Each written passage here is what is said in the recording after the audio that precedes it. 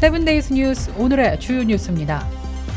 지난 월요일 오전 시카고 서버브 글렌뷰시의 한 주택에서 아들과 아버지 간의 다툼이 칼부림 사건으로 이어지는 충격적인 사건이 발생했습니다. 20세의 아이작 서스턴은 이를 나가기 전 마리아나를 폈고 이에 화가 난 아버지와 말다툼이 벌어졌던 것입니다.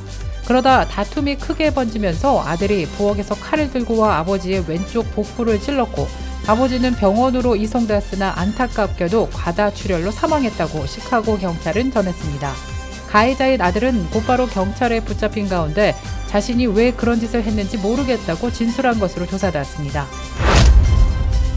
미국민들이 가구당 가계부채 10만 달러, 국가부채 25만 달러를 합해 35만 달러나 되는 빚더미에 올라 있습니다. 미국의 국가부채가 32조 7천억 달러에 육박하고 가계부채는 17조 1천억 달러를 넘어서 50조 달러에 도달하고 있는 것입니다. 미국민들은 17조 달러의 가계부채를 가구당으로 나누면 평균 10만 2천 달러의 빚을 지고 있는 것으로 계산되고 있습니다.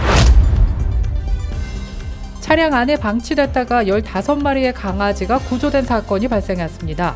주인은 카지노에서 도박을 했던 것으로 조사됐습니다. 지나가는 행인에 의해 신고가 접수된 후 강아지들을 무사히 구조된 가운데 강아지 15마리가 오는 17일 새 주인 찾기에 나섭니다. 이들 15마리 강아지들은 지난 13일 일요일 캘리포니아주 한 카지노 주차장에서 차량 안에 있다가 구조됐습니다.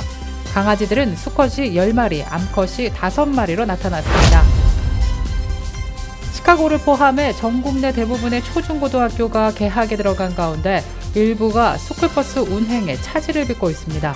개학 첫날을 맞은 지난 10일 켄터키주의 한 교육부는 개편된 스쿨버스 노선으로 일부 학생이 밤 10시까지 하교를 하지 못하는 일이 발생했습니다.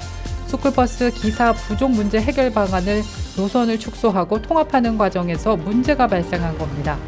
해당 교육부는 결국 학교를 일시 폐쇄하고 문제 해결에 나섰지만 전국적으로 스쿨버스 기사 부족 문제는 점점 악화되고 있는 것으로 조사되었습니다.